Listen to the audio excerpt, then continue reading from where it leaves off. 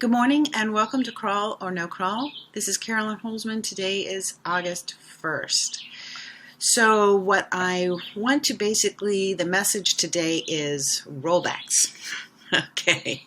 And I think we've seen this pattern before. The volatility is very low and content that previously was findable by both keywords is no longer findable.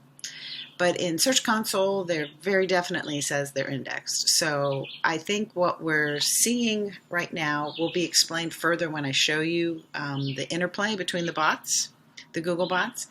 But just so you know, I am noting rollbacks on when they come on and when they come off. So today, the test page from last week, which was findable within very short period of time, is now no longer findable. And then the week before that, 10 days before that, that test page is no longer findable by the keywords.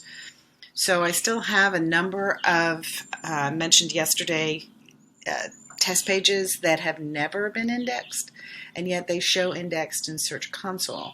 And a lot of them came through the time when Google had turned off JavaScript for almost 23 days. And the simple indexing was in and out. So this is going to make a little more sense when I show you bot stuff. Okay, here we go. So this side of the sheet is always desktop. This side of the sheet is always mobile. And this is the SEMrush sensor reading. It's just another way to see the same data. And we've got Googlebot 1 and 4, which are the only two bots that don't have a Chrome build on them. And they show up every day. It's over here, the ones that have the Chrome builds, that show up and then disappear. So it looks like Google is moving on from Googlebot 9 desktop to Googlebot 10, which showed up on July 28th. Now, I think a lot of the bot testing goes on over here in the mobile version of the bot. So you can see the same thing is true for mobile 9 as for desktop 9. It has been left by the roadside. And we are now into the mobile 10 version. Now, one thing is interesting is that from time to time, because when they stop crawling, they crawl at least 2 mobile bots, and when they give up on one previous Chrome build, they go back over here to the original, and it's almost like training wheels. They want to have 2 bots crawling either desktop or mobile at all times.